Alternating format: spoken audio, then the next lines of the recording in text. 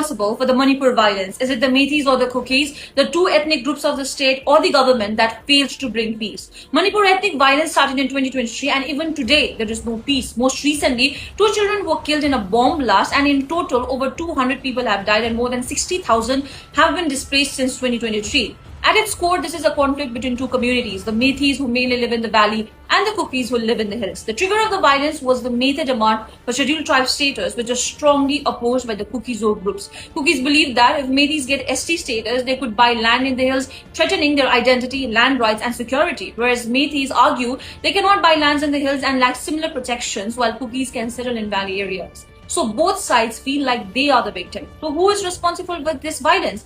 Armed groups and sections of civilians from both communities have contributed to it, while countless others have only suffered as victims. Now we have the government. A government's primary duty is to maintain law and order, but here, despite efforts, it has failed to do so, mainly due to the lack of response in the early days of the violence and strong intervention only when the situation had become intense. So currently, there is no one solution and only talks are going on. Now, it completely depends on the government, how it brings lasting peace to this region. But at the same time, the people of Manipur also have a responsibility to cooperate, rebuild trust, and not let violence become the way to achieve their demands.